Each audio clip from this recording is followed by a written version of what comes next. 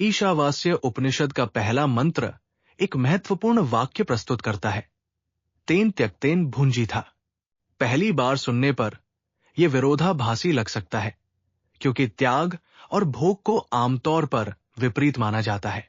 लोग अक्सर त्याग को संसार से विरक्ति और भोग को संसार में अत्यधिक लिप्तता के रूप में देखते हैं। लेकिन उपनिषद यहां एक सूक्ष्म दृष्टिकोण प्रस्तुत करता है, जहां त्याग का अर्थ केवल वस्तुओं को छोड़ना नहीं है, बल्कि आसक्ति को कम करना है। जीवन में वस्तुएं, रिश्ते और अनुभव अवश्य होंगे, जिन्हें पूरी तरह से नकारना संभव नहीं है। यदि मन उन्हीं में बंध जाए, तो असंतुलन उत्पन्न हो सकता है। त्याग इस बंधन को पहचानने की कला है। इसी तरह भुंजीथा शब्द का अर्थ केवल उपभोग करना नहीं, बल्कि जागरूकता के साथ जीवन जीना है।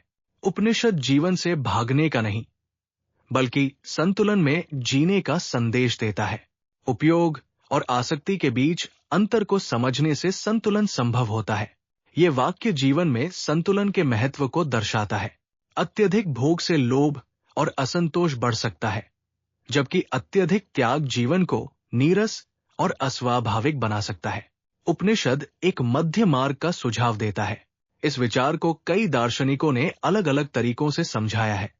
कुछ इसे संन्यास की ओर संकेत मानते हैं, तो कुछ कर्म करते हुए अनासक्त रहने की शिक्षा के रूप में देखते हैं।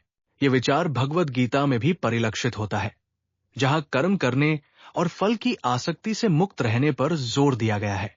इस वाक्य का दैनिक जीवन में सीधा संकेत यह है, क्या हम वस्तुओं का उपयोग कर रहे हैं या वस्तुएं हमें नियंत्रित कर रही हैं? यह प्रश्न केवल धन संपत्ति तक सीमित नहीं है, बल्कि प्रतिष्ठा, विचारों और इच्छाओं पर भी लागू होता है। जब यह अंतर स्पष्ट हो जाता है, तो जीवन में संतुलन स्थापित होता है।